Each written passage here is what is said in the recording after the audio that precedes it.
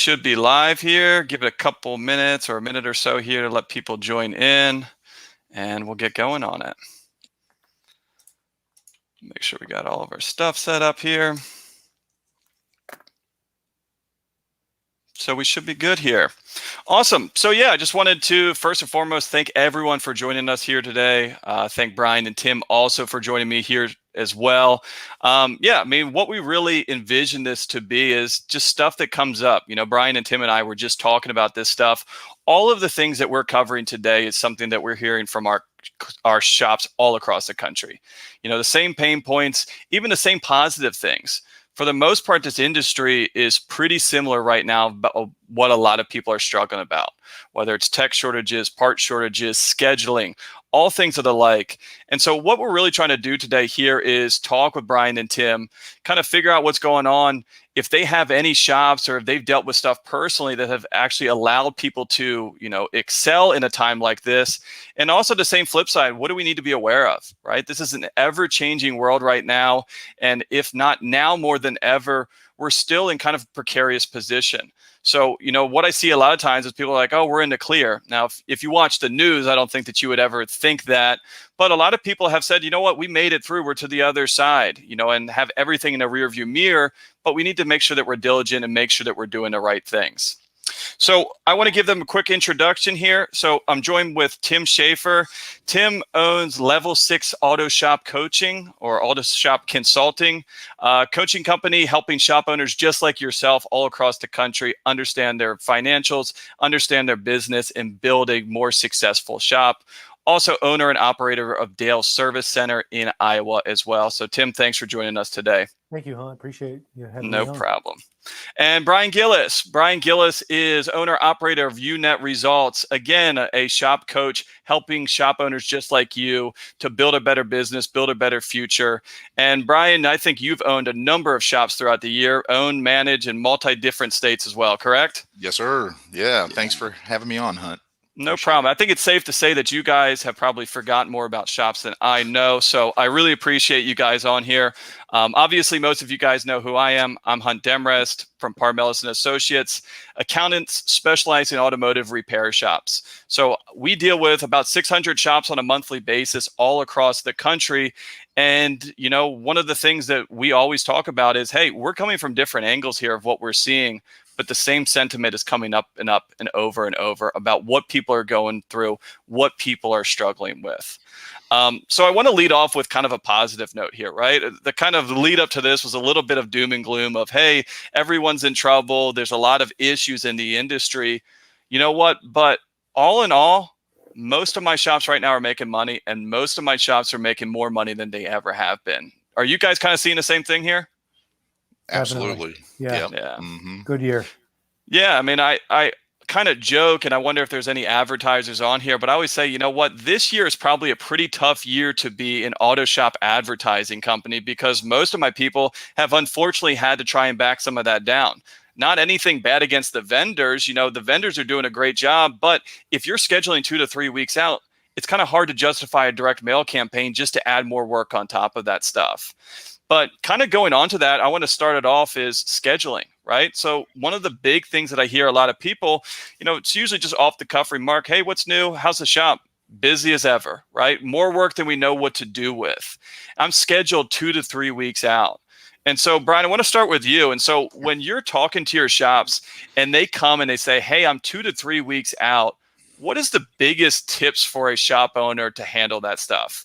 You know, especially one that's not used to like a pretty serious schedule, the backlog. How do you handle that? How do you make enough space where you still have time to take care of as many customers as you can? Yeah, I mean, great question. You know, when that comes about, you know, I hate to hear that, you know, especially because typically when that does occur, at the same time, they're also having to say no to customers. They're missing out on opportunities to do maintenance inspections on every vehicle. And so when they're turning customers away, they've got this backlog. And so I feel like you have to find a way to make it happen. You got to figure out, you know, whether it's loaner cars or shuttling, you know, rental cars, we have to come up with a way, take a hard look at your staffing. Do we have enough people to answer Probably the not, right? demand? Probably not. And so, it's very frustrating when I hear, hey, we got a 2-3 week backlog, or I got $100,000 sold sitting in the parking lot that we just can't get to. So, the first thing I think is really staffing. We got to make sure that we're taking full advantage of the opportunity we have today and being fully staffed. Yeah. I mean, that's a great point there. Like, hey, if you have a 4-bay shop, you got 4 technicians and they're cranking it out, you're at max capacity, and you might just be kind of at the terminal velocity of what your shop can do. So your only option there is to fix stuff in the parking lot, do stuff out back. Now, if you're in Southern California, hey, that might work. Tim, I don't think that any of your guys in Iowa would really appreciate that much, And Not this winter. Not this winter, no. And so, Tim, for you, have you had any sort of luck, or have you had anyone have any sort of way that they prioritize customers? Whether it's a customer that spends a lot of money that they're able to squeeze them in there, or even something like, a specific job. Like, let's say right now, if I come into your shop right now and I need my AC recharged, it's probably not a huge urgent thing. But if I'm coming to you in July, you know that if you don't fix it, I'm going to go somewhere else. And so do you ever, advocate doing this for shops that you work with, or even your shop yourself, on prioritizing, hey, this person spends a ton of money with us, we need to bring them in, or this is a more important job than that one? Absolutely. We have customers that have been around for years and years and are great customers, and we want to make sure they're taken care of and they're going to come back. We try to prioritize those folks in. Jobs too, like AC in July in Iowa. Yeah, we're definitely going to take that job. And, I hate to point at it this way, but the higher GP jobs, like brake jobs or whatever, they're really, really hard to say no to. Mm-hmm. And we kind of prioritize those. Like if there's an engine job or a transmission rebuild or something big, maybe we'll push that off a little bit. I think the key is like Brian said, is you got to figure out a way to make it happen, regardless of the job and regardless of the customer, and always do the right thing. You just want to make sure that you're trying to take care of everybody the best that you can. And I think part of that too is setting clear expectations with all of the customers. Like, hey, yeah, here's what I'll do. I'll work it in. I'll get you a loaner car. It may take a day or two before I'll get it tested and get you some answers, but this is the best I can do. We're just running behind. Yeah, and I think in this climate right now, everything is delayed, right? Everything is behind, stuff that we normally expect yesterday. We know there's going to be delays. There's shortages. If you look at any industry, right? Like if they're building any sort of houses around you guys, I know it's probably similar to what it is here, is I probably passed 2 or 3 houses on my way to work that they've built and is sitting there completely done besides the siding because there's no siding right now, or there's no windows. And so, it's a unique time where people are probably expecting some of this stuff. And also, if you're in a town or if you're in a city, anyone worth their salt, if you're backed up 3 weeks, your competition probably is as well. Sure. And so, I think that that's a really good idea on communication. I think communication is the key here to say, hey, you know what? It's not that we don't want to help you. We would love to help you. We got to make sure we can take care of all of our customers and make sure that we communicate that effectively to the customers. The good news is I think right now we have more available excuses for delays than we ever had in our entire careers, right? Like COVID, right? COVID, COVID. yeah, I can't do it because of, or shipping, or do you see all the ports on the docks at the news? Mm-hmm. There are parts in that container. So yeah, I mean that's the good news, I guess, but if you will. Yeah, and the tricky part here too is like we were talking about before, of like, hey, if we're trying to drive new customers in right now at the same time we're having trouble maintaining our existing customers, sometimes I see people get a little too caught up in growth of trying to get those new customers, and what they end up doing is alienating their existing customers. So yeah, they got a 10% pop on some of these new customers, but maybe we've got some disgruntled current customers. It's like, hey, let's prioritize the people that have made this business what it is now, right? These people that have already spent money with us, and kind of just a tiptoe line there of trying to weigh those benefits of it. Yeah. Now, one of the things that we did mention that's just probably the number one thing right now is, Brian mentioned this, is make sure you're properly staffed, right? And I would say that there's probably no one on this webinar right now sitting there looking at their shop that said, hey, I'm properly staffed. Whether you're missing that one or two right key member to add in there, or even what I hear a lot of times is people say, I have 4 techs, I have 3 that I like, right? There's that one person where they're like, if I could, I would replace that person tomorrow, but they're better than nothing, so they're still here now. And so what are you guys seeing? I'll start with you, Tim. What are you guys seeing on this tech shortages? What are you seeing people overcoming on this? And what is your philosophy on this whole situation? I see a lot of good things, some bad. I see some owners that are kind of handcuffed to that fourth guy that, really would have gotten the axe long ago if we were slower, a couple of years ago, and maybe should get the axe anyway. I hate that some owners are handcuffed by that because, half moron is better than no moron building hours, right? And that kind of sucks. I will say that I think the formula is changing a little bit now. It used to be like 1 tech, 2 bays, 2 lifts or whatever. And I'm more leaning, and I think my shop is heavier, like as heavy staffed as it's ever has been this year. And I'm leaning more towards 1 bay, 1 tech, and hey, move to the next, maybe inspect and test, put it back together, move to the next, inspect and test, move to the next. Makes it for a little bit more work because of a technician not going from bay to bay or lift to lift. But in the long run, I think we're more profitable that way. Got it. So you might be getting 300,000 out of that technician versus 375 if he had 2 bays. But if you do the math and say, hey, if I can go from 6 bays with 3 techs to, 6 bays with 6 technicians, even if I get a little bit less out of each of the technician, overall the business is still doing better. Yeah. I feel like that seems to be, I don't know if it's a changing formula. I know a lot of people have always done it that way. Some not, some have. And it depends on a lot of factors like shop layout and efficiencies and how your front office is staffed. And there's a lot more to it than that. But I think if you're truly efficient and your technicians really are willing to hustle, that's the best formula that I've found. Yeah. Cool. Brian, the other part is you don't have the lift sitting there with a car waiting for parts, and there's not money being made on that second bay or second lift at times too. Yeah, of course. Now, Brian, what are you seeing of people thinking outside the box here? Where are people finding help? What are some creative options that you've seen to either attract help, steal help, whatever it is to get people in the shop, right? We've seen some pretty creative stuff, some more aggressive than others. Yeah, I like to I talked to my shops. In fact, we had a meeting yesterday with some of our group, and we like to focus on the 2 big R's. And of course, it's not rest and relaxation, right? It's retention and recruiting. So it has to be a big focus. And when you stop and think about it, whatever your retention tools are, the way to keep your good people, it's really flips right on over into the recruiting aspect of things. And so, I believe we want to, of course we have our situation right now, but we also have to look down the road.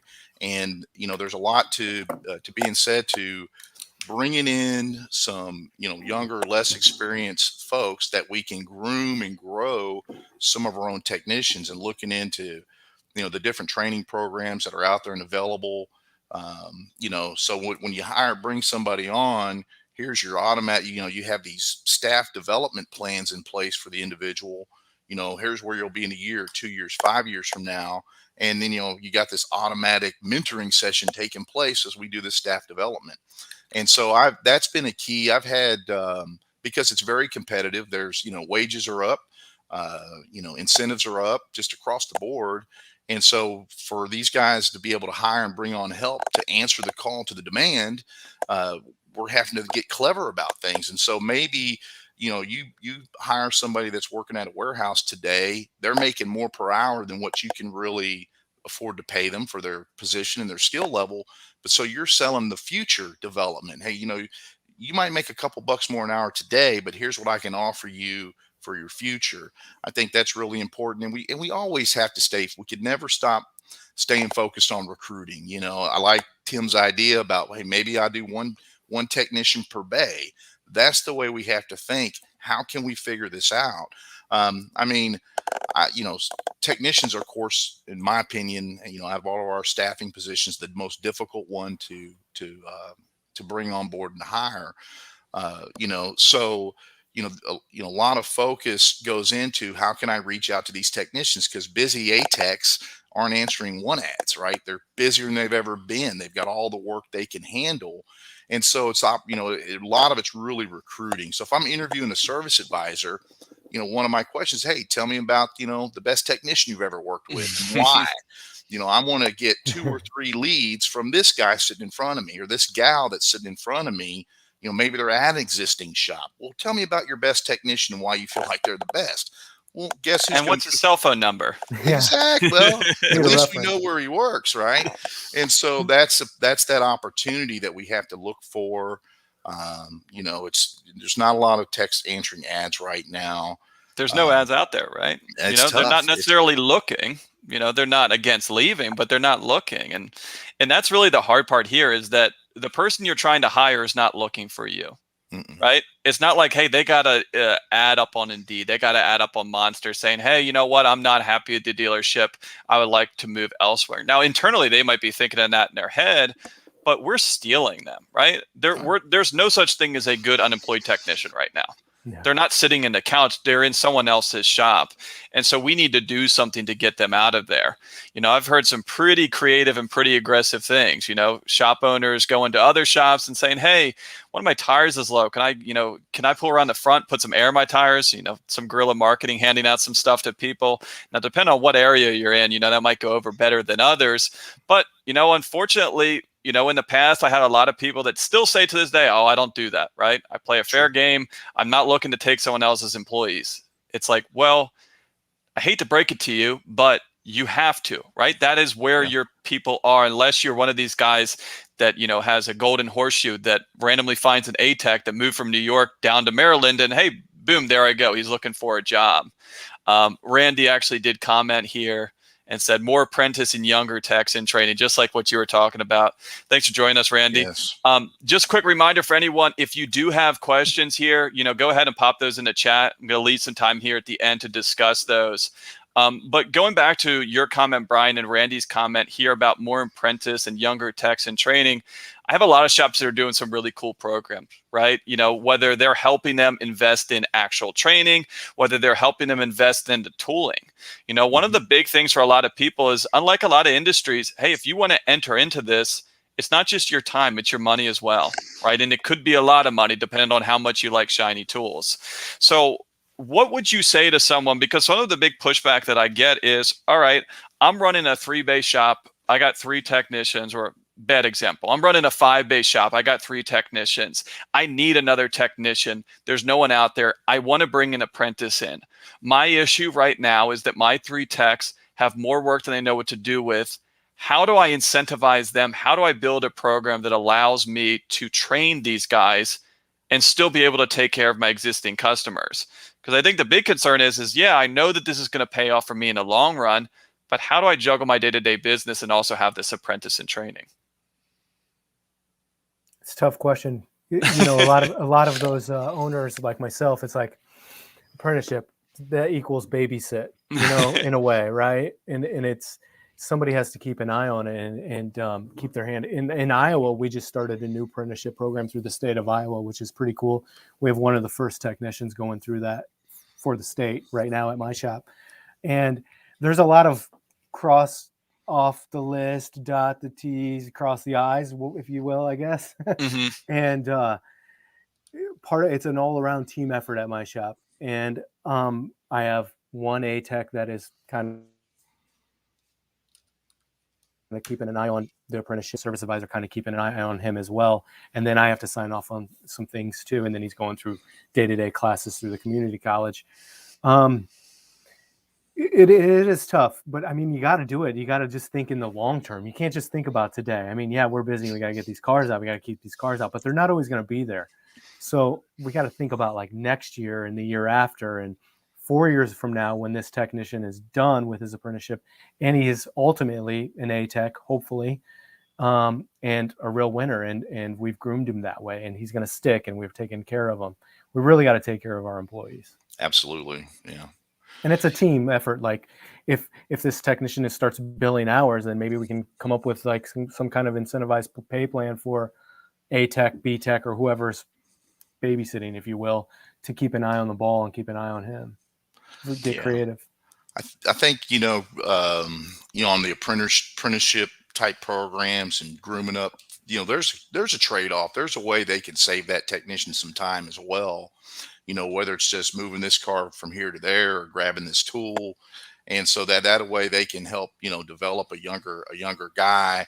And it's a bit of a trade off. It might take a little more time here, but you can make it up on these other things, and you can figure out like Tim was saying, a way to incentivize them. Maybe this lead tech will get a percentage of the work that this other guy produces, on top of his actual what he produces, some over and above what he might normally typically get for training an individual.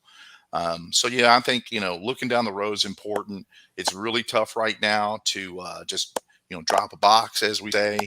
And a lot of shops, I hate to say it, but they're 1A tech away from complete collapse.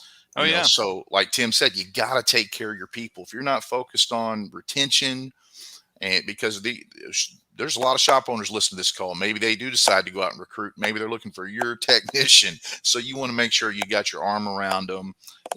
Money's super important, but it's not the only thing. How well connected are you with the individuals? Are you doing your mentoring sessions and training sessions and offering opportunity, for development and further education and things of that nature, that we can provide, to these technicians to keep them happy where they are. Yeah, I love your idea there, Brian, because that's the one thing that comes up a lot is pay, right? Hey, I'm a flat rate technician. So if I'm babysitting little Johnny over here, I'm not flagging hours, right? And so, the one idea that I've heard now, it depends on how your shop is laid out, right? I have a lot of people that run a team-based bonus. So, hey, if you have another person in there, you might lose some hours. He's going to maybe bill out some hours and everyone rises. Everyone is happy on it. But I've also seen some people say, hey, you know what, Brian, this is your week to have him shadow you. Whatever time he can crank out is going to go to your flat rate hours. And so hopefully by whatever time you're losing, overseeing it, he's going to make up or something like that. Or, hey, you know what, we're going to do a guaranteed minimum, or I'm going to give you a set dollar amount or something a week. Like you said, if it's all about money, we can make out something that's works as long as the team is invested. And most of the time you do. I mean, most of the time you have probably that older technician that is very, very, very good, but he's getting up there. He's been doing this for years and his body just can't take it. And that's another way to look at this of like, hey, don't look at this as your replacement for tomorrow. This is the future of this industry. Why don't you use what you do best, which is diagnosing, which is kind of unpacking this project, and let him take over once you figure it out and he can just change the parts. There's a dynamic that needs to be played there. And I think that sometimes people don't utilize their team effectively, right?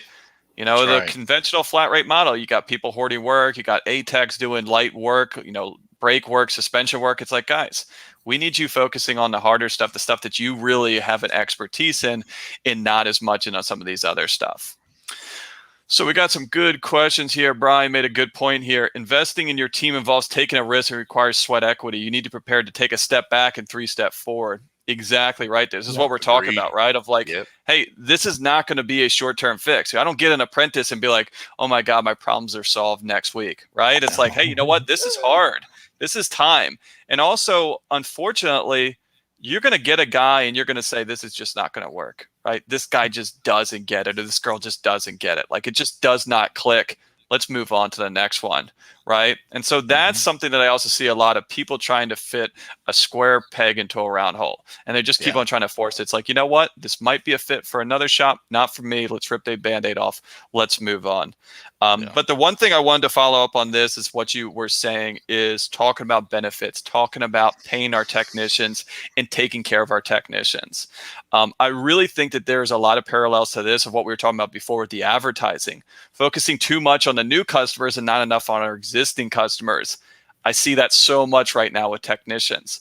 You're so worried about trying to find the new technician that you're not worried about making your current technician so happy that if anyone ever reached out, they would never leave.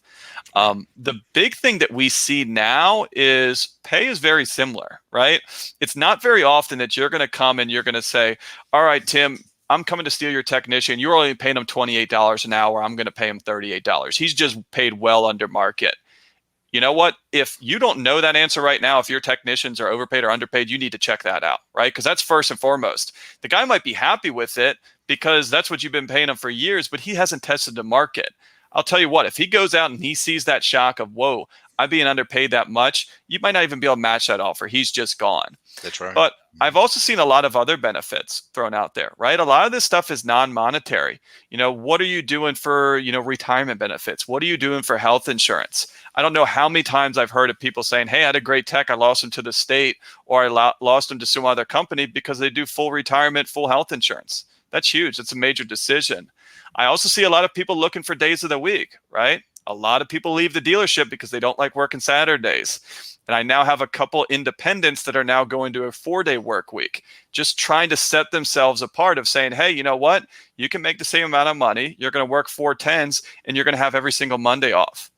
Something that is setting people apart where it's like, hey, everything else is the same. We all offer retirement. We all offer health insurance. We're all at $35 an hour flat rate, but you're not going to be working on Monday. And so is there anything that you guys have seen of creative out the box ideas of either attracting the new talent or what you would highlight when attracting new talent, or also, keeping our current team happy? I mean, I'll jump in on that one. I mean, it's definitely kind of a tough question, but that I like the idea of helping with retirement and all those things are very important. We want to be competitive, against all the other industries that are out there as well. I've seen. I think the ongoing training is something that's important to folks. If you're willing to invest in them and they're them getting better in their field and what they do, I think that goes a long, long way. I've seen folks make decisions on employment based on their commute. So it's not always just about the money. I think building those relationships and truly caring about the people on your team. You sit down with somebody and you have meetings with them over time, you're going to start to actually care about the person, and you want that to be known. You want to have that relationship with them to prevent, them getting up and leaving over another couple bucks an hour. Like you said, Hunt, you want to kind of know what within your market, are you paying a competitive wage? Because like you said, if they find out later on, they're happy, then they find out somebody comes around, they offer them another number that's more, in line with their skill level. And then they're not even going to give you a chance to try to save them because they feel like you've been underpaying them for so long at that point. And so you want to be up on that. I mean, again, training, developing those opportunities. Some shops have done profit share, things of that nature, which I think is great and very valuable. I've got a shop that I work with who, the guy owns a shop, but he also is a stockbroker. So he was able to hire an A-Tech with the promise of, I'm going to teach you how to trade.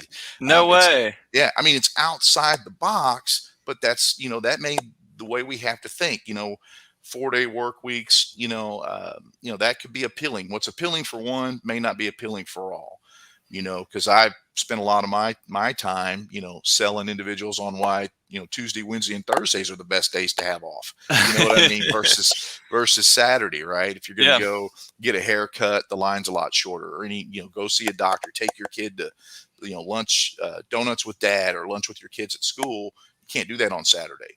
And so you can, whatever your situation is, those become your benefits. That becomes your competitive advantage. And so you want to kind of make the most of those situations, but always be thinking of different ways you can incentivize. I know a guy up in Canada that every year he buys his guys a new set of a snap-on boots or snap-on belts, with the buckles that don't scratch cars. And so just constantly thinking, how can I show, my love back to my people, that have taken care of me? How can I take care of them and build a culture that's appealing to the people that don't want to leave?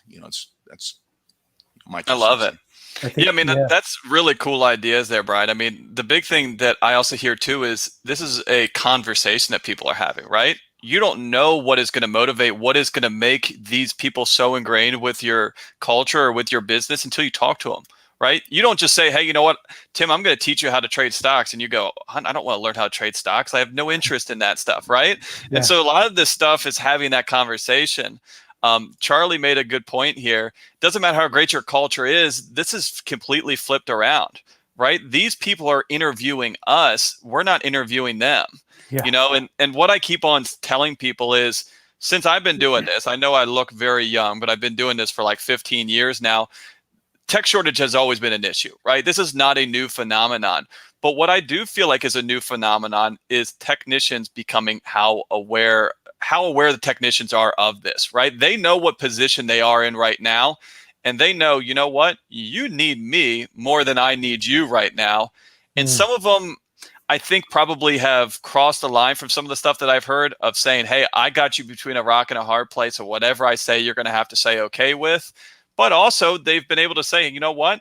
Pay me what I'm worth, right? Someone else in here said, hey, you know what? If you're an A tech, you should be making six figures. You know, for how technical this industry has gotten now, how much time and energy you've invested in that, and how much money a good A tech can earn someone, that's not unrealistic. You know, I think that we have a broader issue in the industry and probably trades in general that they are underpaid. You know, there is a lot of ways to make money right now that don't have anything to do with physical labor. And that's what a lot of people are looking at, is saying, hey, you know what? If I'm going to come in here and make $20, $25 an hour, I know that this is a career path for me. But you know what? McDonald's is hiring for $24 an hour right now, you know, and there's a lot of options out there. And people, some of them are interested, some of them are not interested. And so, you know, like I said, we could talk about this forever, but Tim, do you have any other creative ideas on bonus structure or incentives or what people are doing to keep their team happy? Yeah. You know, I mean, I see all kinds of creative things. We do some creative things at my shop as well. I like, you know, you have gym memberships for the whole team, and just, I think that, communication is like saying please and thank you as a leader to your team.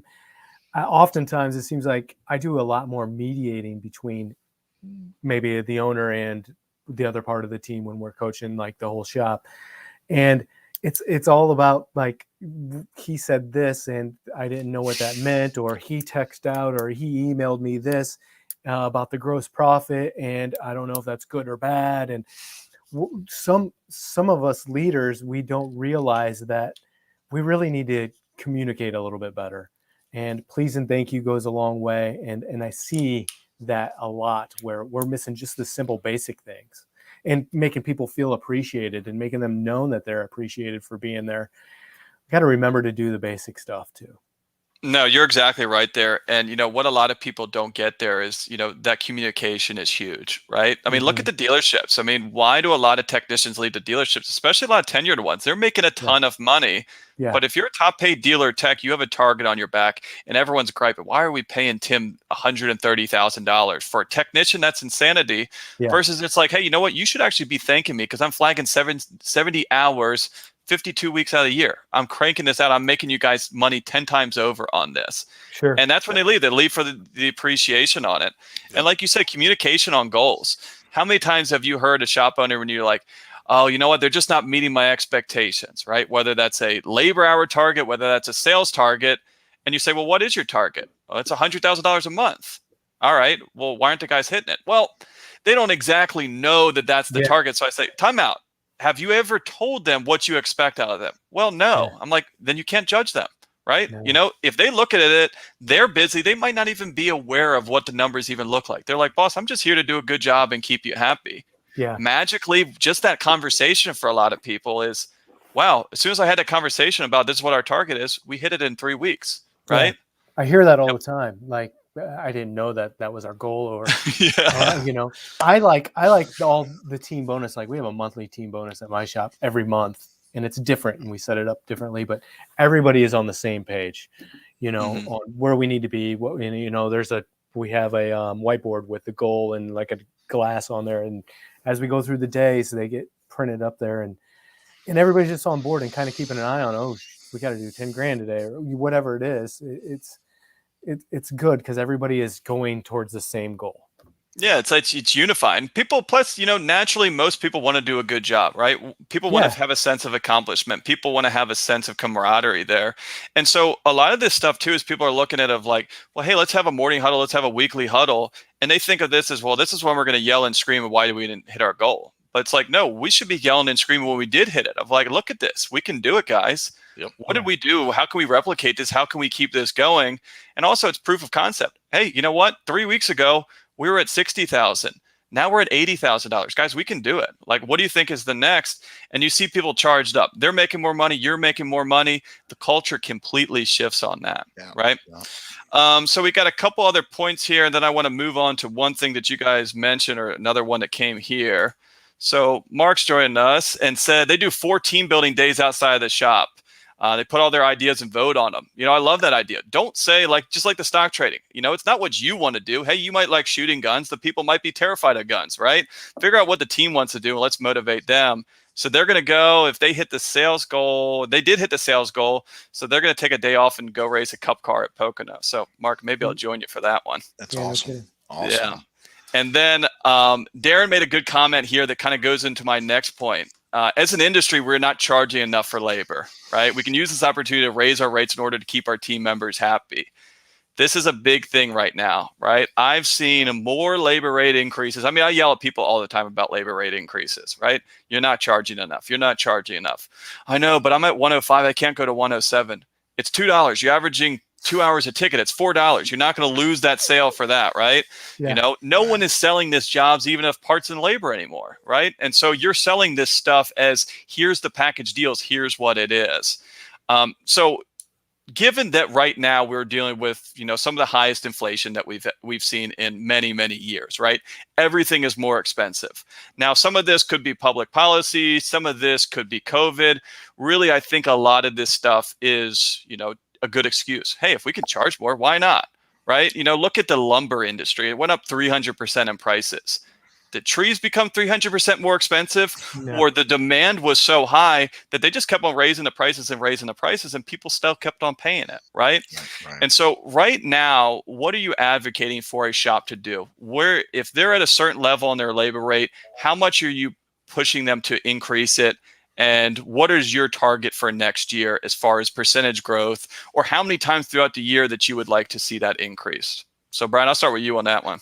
Yeah, I like to, have them do a small monthly increase every month to keep up with just your inflation. And I will say, I've talked to some of my friends out in the parts world, and so although we've already seen prices increase, they're gonna in 2022. I think we're gonna see continued and some big price increases coming our way, and we have to extend that out, to the customer because we can't absorb it. But it doesn't, so you see your rotors go up 50%, 70% for a brake rotor, right? You maybe want to take a look at when, we have our parts matrix, we plug it in, it automatically does it, but you don't want your customer to get necessarily sticker shock. And so maybe you tone down your part matrix and add your labor rate so that you still get an overall better GP. But it doesn't, the labor is the key, because that's, for us, nobody can just, compare your price on labor to, another part vendor or something on the internet, so the labor, and I think everybody understands that, wages have gone up.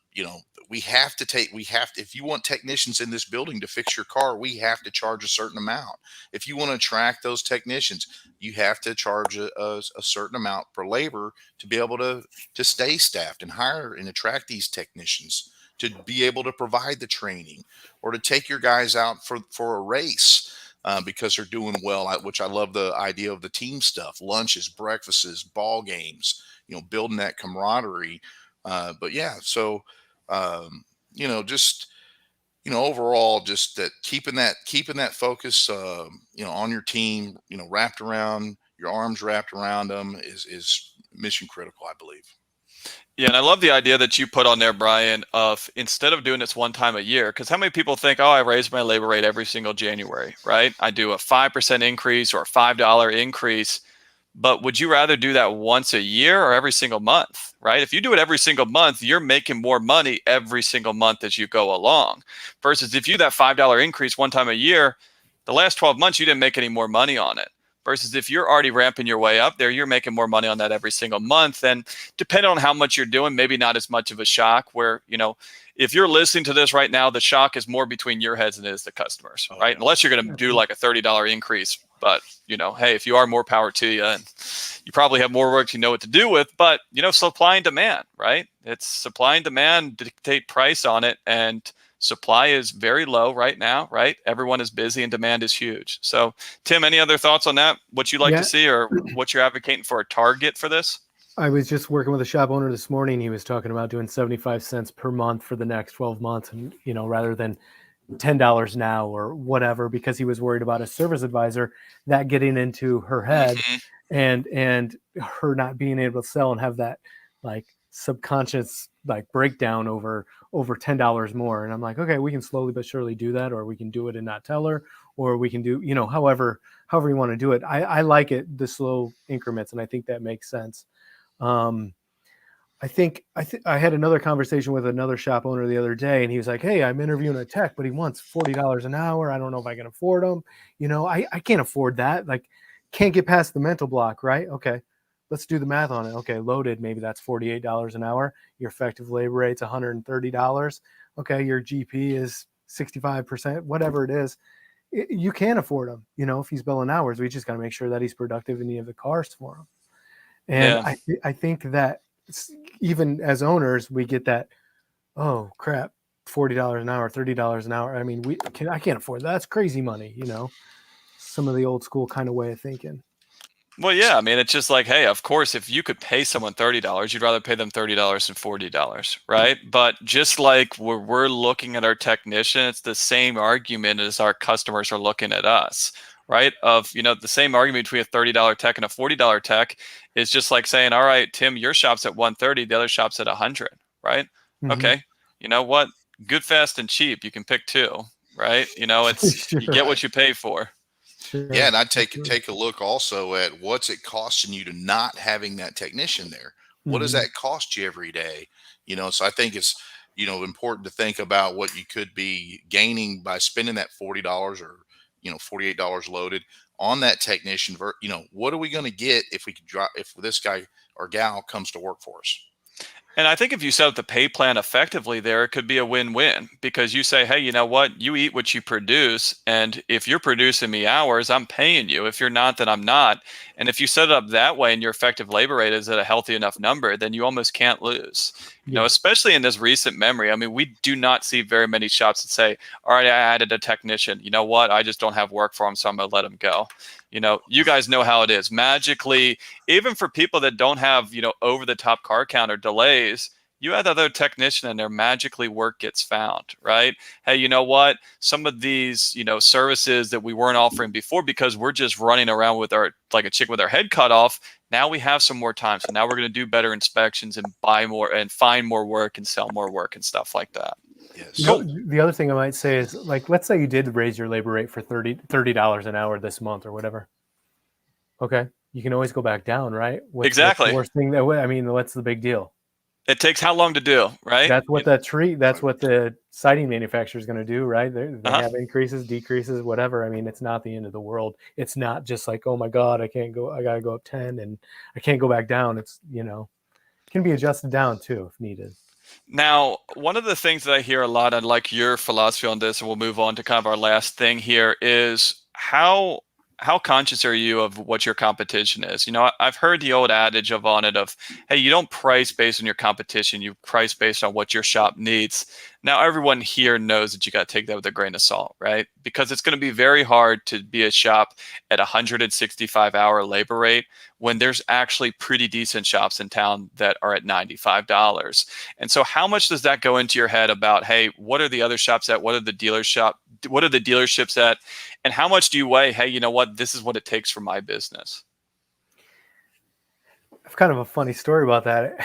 just locally, I was at a swim meet for my daughter not that long ago, and a friend of a friend bought a shop and just started going into business for himself. And and we were talking about his business, and he's getting started and getting going, and he's kind of probing me for, what do you charge for this? How much are your brake jobs? How much, and I'm like, okay, You're on a fine line here. I don't know, Yeah.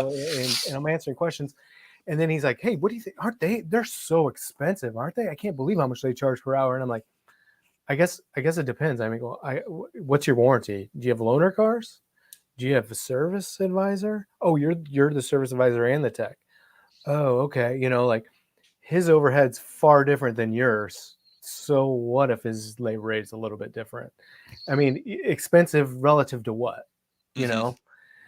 And I thought it was just kind of funny because this guy's new to the industry. He's an engineer, just bought a shop. I see a lot of that too. I don't know. You guys probably see that too. But it's a little bit different when you jump into the business and the business side of it. It was just kind of comical for me. Yeah, I mean, I think that's one thing that gets lost is people are getting confused on their true competition, right? Competition doesn't necessarily mean they're in the same geographical area. Are we comparing apples to apples, right? Because a lot of times they're like, well, this guy in the street's at $75 an hour. It's like, all right, he doesn't have lifts. He has jack stands, right? So like you might as well compare it to, just a guy in the back of his garage. And a lot of people are like, well, see, the dealer's still at 160. And so I always tell people, it's like, okay, well, what can the dealer do that you can?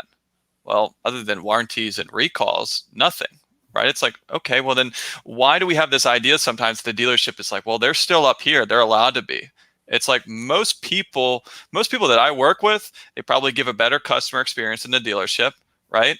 Some of them prices are still way lower in a dealership. It's a much better experience overall for the customers. It's like, why would you be cheaper? You're giving product, you're giving loaner cars, you're giving these warranties, you're doing everything right, and you're still doing it cheaper, right? And so that's what I see a lot is, I think a lot of this is confidence. What do you think on it, Brian? What do you think it is? Of just people thinking, oh, I can't charge that much, or? Yeah, it's probably just a mental block. We would the only time we'd really be too concerned about what competition around us might be charging is if their labor rate started getting close to what ours was, and then we would want to move it up because we always, you always want to, at least for me, want to be the best shop in your whole neighborhood. You want to provide the best service. I mean, if you're competing against chains, they're just not going to be as good as when the owner's standing there or the owner's involved with the business. And so, make sure that you take a look at your customers' benefits. What's your warranty? Do you offer loaner cars, customer shuttles? Do you have an answering service that answers the phone when you're closed? All of these are benefits for your customers, and just make sure they're aware of them. A lot of customers don't even know certain things that we do or certain things we offer. So I always encourage, folks having a customer benefits board in their lobby that kind of lists out the things that you offer so they can be well aware. That really kind of helps, justify not being the cheap guy. Hey, we got this 5-year 50,000-mile warranty, or this 3-year 36.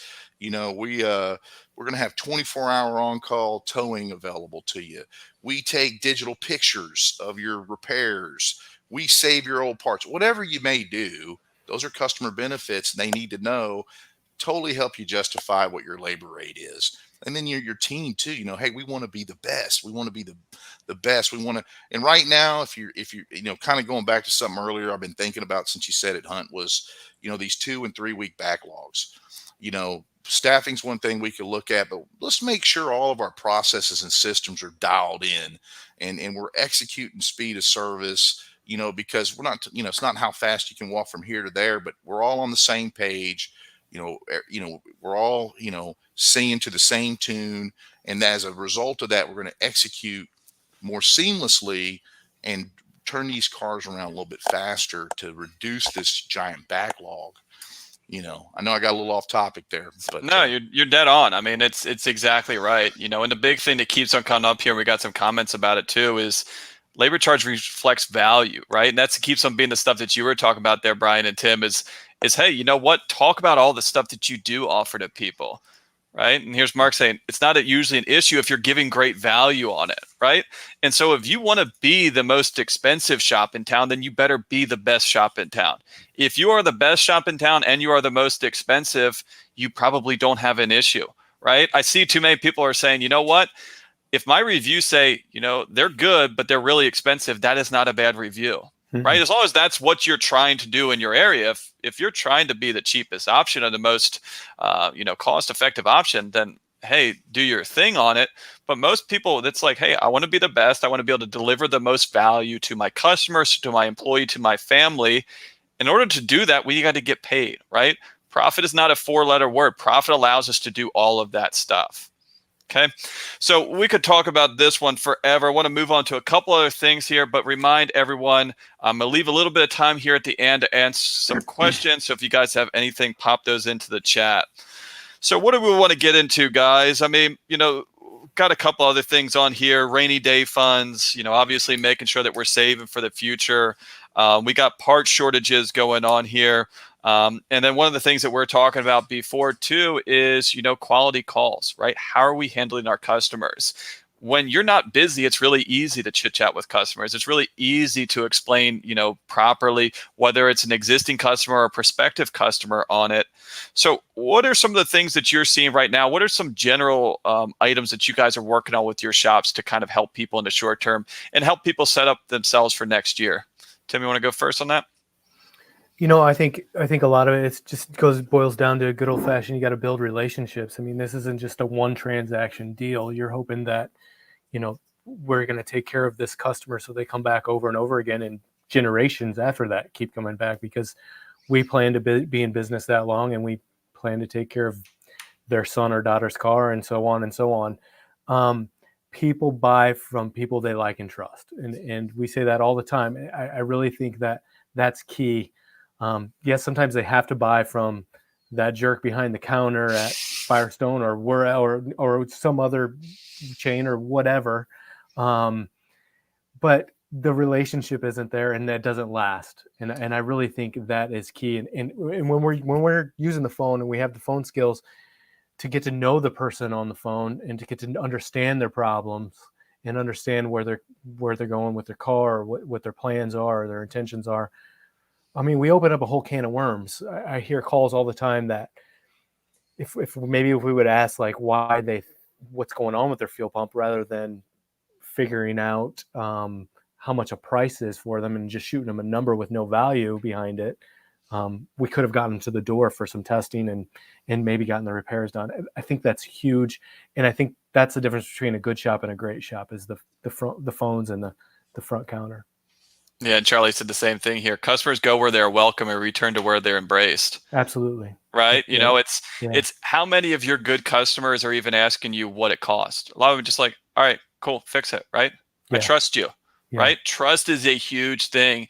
And trust is probably something in this industry that was tarnished over the years by some bad characters, and it still is today, right? Pencil whipping, doing stuff that is not necessary. And ultimately, the industry as a whole, I still think, is getting over this level of distrust, because let's be realistic. Most people couldn't point out the difference between a crankshaft and a tie rod, right? It's just a completely different language. If it's not squeaking, cracking, popping, burning, on fire, then their car is fine. And if Brian tries to sell me anything else, he's a thief, right? What do you mean I have to change my transmission fluid? Like, that's lifetime fluid. Come on, don't be an idiot. You're selling me snake oil, right? And so we're building this up, because when you have that customer come in, right, you're not going to immediately get that. Some might be trusting individuals, but in today's day and age, no one trusts anyone's, right? You build that up over years. You build that up over doing the right things and providing the value on it. So awesome points there, Tim. Brian, what are some things that you're hitting on right now with your shops? What is your big focus for a lot of people now that we're coming up to a new year? We're really focused on the retention piece, because there are other shops out there that are also hungry for technicians.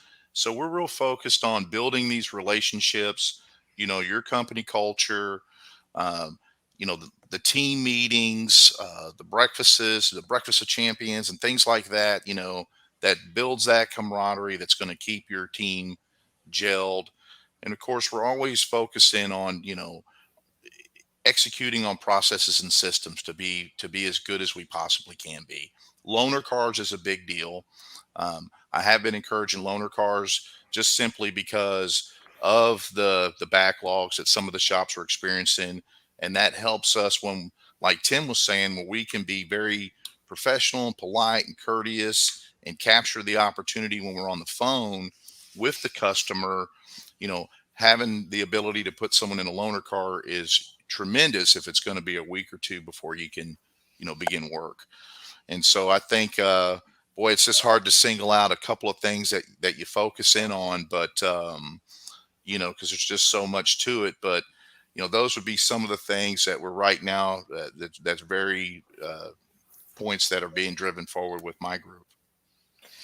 Some of the calls that I hear, to your point, is somebody calls, how much for a water pump on my F-150 or whatever? And the answer is, I really don't know, but I can't get it in until next week or 2 Thursdays from now. Click. Yeah. To what Tim's talking about there, I mean, it's right now, and then I heard this actually from one of our mutual customers, Hunt, but right now things are kind of being handed to us. Mm-hmm. Things are really easy, but it's important that we don't forget how to hunt. We don't forget these great customer service skills. We don't forget the great phone skills because it's easy to get complacent at this time. And so, very little should change on your level of service that you're delivering and the amount of courtesy you're doing, how you're handling the phones. Maybe you have to switch from, is now a good time to bring in your vehicle to would Wednesday morning work for you? Mm-hmm. You might have to slightly adjust it, but we still want to capture that. If you say no to that customer, the next shop may capture that customer. Like Tim said earlier, we're looking for customers for life. We want that lifetime relationship. So as soon as you say no and they show up over at Tim's shop, I promise you, he's going to do everything he can to make that his customer for life. We have to keep that in mind, even if it's just an oil change. How can we answer the call?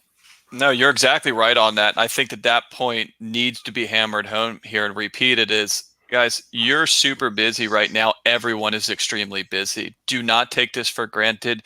Do not take this as, hey, now I'm in a position to pick and choose and be a jerk. Because you know what? You might be busy today, but this stuff comes back around, right? We know how this industry is. It's like this, right? Sometimes it's a week, sometimes it's a month. A lot of times there's no rhyme or reason to it, right? We could be sitting here 2 years from now. We could all be having the same conversation of, man, car count just dried up this week. Right? How many times have you seen that happen? It just does. Everyone has their philosophies. Oh, we had this a couple of years ago, so everyone got new cars and stuff like that.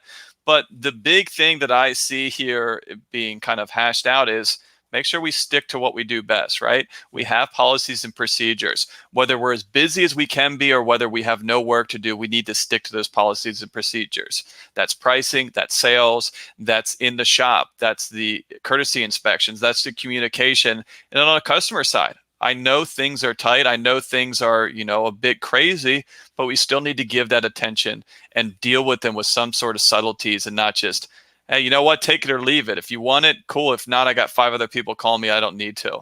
Because you know what? You're going to do that to the wrong person. You're going to lose them. They also recommended 5 of their friends. And now they go over to somewhere else and they did an exceptional job. And they say, not only do I not want you to go to Tim's shop, you guys should all go to Brian's shop because he did an incredible job here. And it might not matter now, right? Because you have more work to know what to do with. But when things kind of die back down, it's not going to be like this forever, right? It can only fix so many cars, right? When it dies back down, we need those customers. We need that relationship. You don't want to be picking up the pieces of, man, what just happened there? One thing that I've noticed with like the increases in sales with all of our shops that we work with, sales is up for most of our shops this year, 15, 18, 17, 22%, whatever. Car count is up 3, 4, 5, 6%. Mm-hmm. So, I mean, what happens when all these chips come in and these manufacturers started giving deals and now people are buying new cars? Because it's going to happen.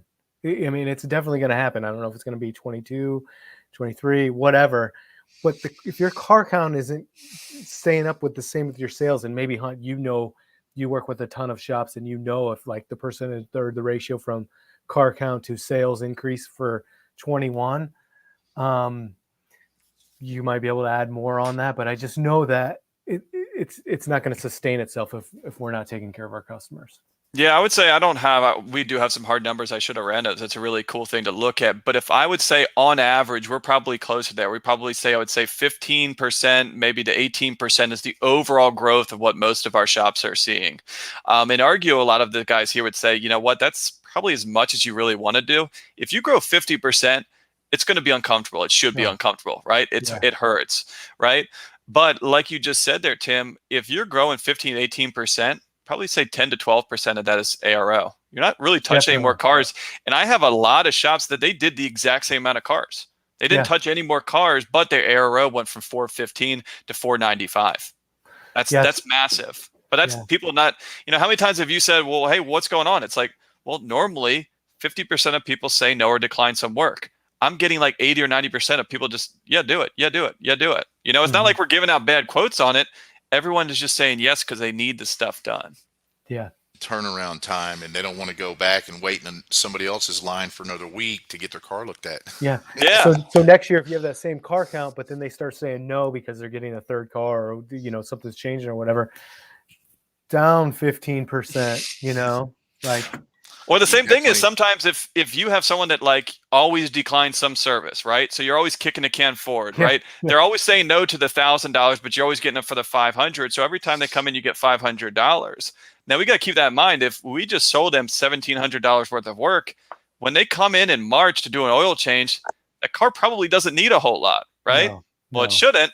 And like you said, Tim, I mean, right now, a lot of people are hanging on to these cars, right? I think that not only is everything that we went through with COVID fresh on people's mind of, hey, I don't want a car payment. You physically can't buy a car for certain things, right? If you're looking for certain trucks, hey, good luck. There's not out there. And if you do want to buy one, you want to pay $15,000 above MSRP. It's a really, really weird time that all in all, I think is working out in shops' favors. True. So we are kind of coming up on time here, guys.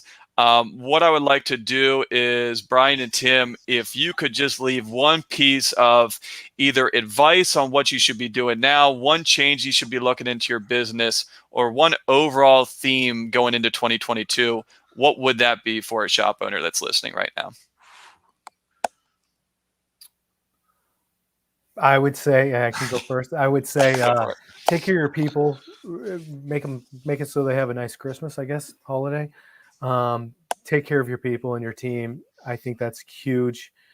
I think make a plan for the worst and hope for the best for 22. I would say always have some sort of reserve. Be ready because there might not be a PPP. I love you money from the government. Please, ever again. Hopefully no. Yeah, I know. Yeah, for Hunt's sake anyway. So plan for the worst, hope for the best, be conservative, and don't spend more than you make. Love it. Beautiful. Yeah, like Tim said, just have that reserve, your working capital. Times are good right now. Save that up and be prepared for the future. Continue to put your arms around your employees and build a great company culture that's going to help with your retention and your future recruiting. And never stop recruiting. Always be out, always be looking. Always be networking for that next future employee. Even when you're fully staffed, always keep looking. Perfect. Well, love it, guys. Just want to say thanks again for joining me. Brian, Tim, it's been awesome. I hope everyone on here had a good time. If you have any more questions or want to pop up on here how to reach these guys here. And so, Tim, that's your website there, right? Let's do it one at a time. So Tim, level6autoshopconsulting.com. Is that the best way to get a hold of you, Tim? Yeah. Yep. So go on there, click on the link. You can go there. And then I think Allison will also post some links here in the comments on how to get a hold of these guys. And then Brian, unetresults.com. Thank you guys again. Thank you for all that you guys do. Thank you for joining me. It's been awesome. And I hope everyone has a safe, happy holiday. And let's just try and get through this year, right? Thanks, Hunt. Awesome. Thanks, Hunt. Thank you. Thanks, Brian. See you later. See you guys. Take care. Bye.